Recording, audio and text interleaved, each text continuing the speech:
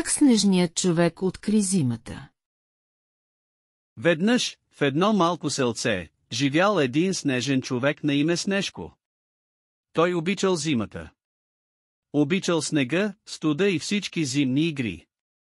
Но една сутрин, Снежко се събудил и видял нещо странно.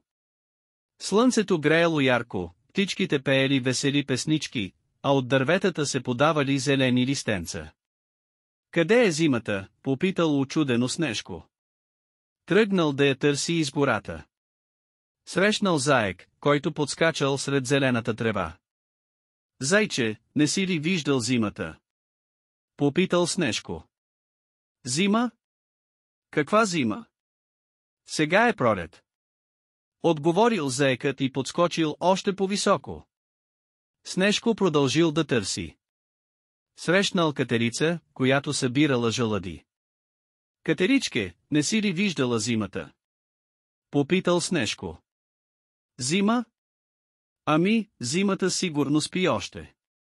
Сега е време за жълъди.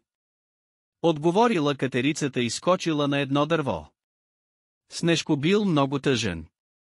Без зимата, той нямаше къде да живее. Тъкмо когато искал да седне и да поплаче, чул един глас. Защо си тъжен, снежен човече? Попитала го една стара сова. Снежко разказал на селвата за изчезналата зима. Селвата го изслушала внимателно и му казала, зимата не е изчезнала, Снежко. Тя просто си почива.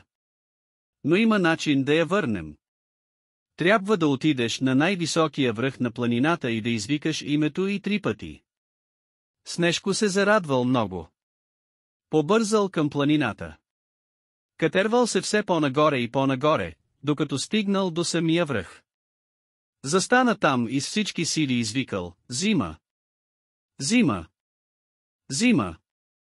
В този миг, небето се покри с облаци. Задуха студен вятър и започна да вали сняг. За миг, всичко около Снежко се преобрази. Гората отново беше покрита с бяла покривка, а дърветата бяха облечени в сребристи шапки. Снежко се обърнал и видял, че зимата се е върнала. Той се радвал много и започнал да играе на снежни топки с зайчето и катерицата. От този ден нататък, Снежко знаел, че зимата винаги ще се върне, стига да я извикаме с цялото си сърце.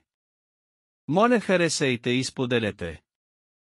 За още приказки натиснете тук.